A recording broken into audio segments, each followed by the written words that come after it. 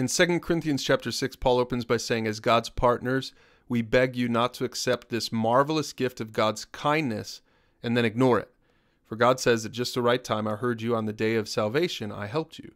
Indeed, the right time is now. Today is the day of salvation.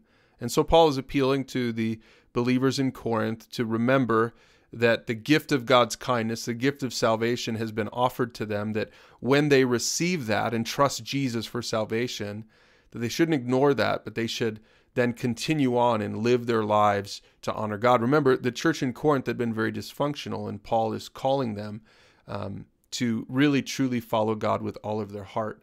And then Paul talks real personally about some of his hardships and their missionary journeys. He said, we faithfully preach the truth and God's power is working in us. And we use the weapons of righteousness in the right hand for attack and the left hand for defense.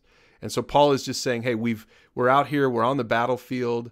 A lot of this is going in line with what he's been saying in the last couple of chapters about how they've poured themselves out for the sake of the gospel. He says in verse 10, our hearts ache, but we always have joy. We're poor, but we give spiritual riches to others.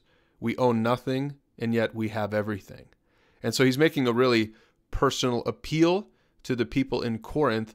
And then in verse 14, something really strange happens. It's like he completely changes his thought and where he's heading. In fact, some scholars believe that this section from verse 14 of chapter 6 to verse 1 of the next chapter, that it's such a different thought that if you took it out, then it would make sense. Verse 13 going on to verse 2 of the next chapter, it would just completely make sense. So some scholars believe that maybe this was another letter. This might have been even the part of at least a fragment of the first letter that Paul refers to back in 1 Corinthians chapter 5. But that's up for debate. But that's important to remember, because as you read this chapter, you'll see that it seems like he changes his train of thought. He says in verse 14, don't team up with those who are unbelievers. How can righteousness be a partner with wickedness?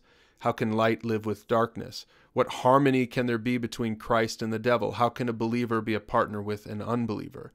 I'll let you read this for yourself, but I believe that this is just sort of extending out of this overall thought that Paul is going with here about really, accepting the kindness of God and not ignoring it. And then, I think as I read this, he's just getting really practical. Maybe it's a little bit of a parenthetical statement, but he's just continuing on in this idea that those who trust Jesus for salvation should live in a practical way to honor God. And so he says, don't team up with unbelievers. So anyway, you're ready to read 2 Corinthians chapter 6, and we'll see you tomorrow for chapter 7.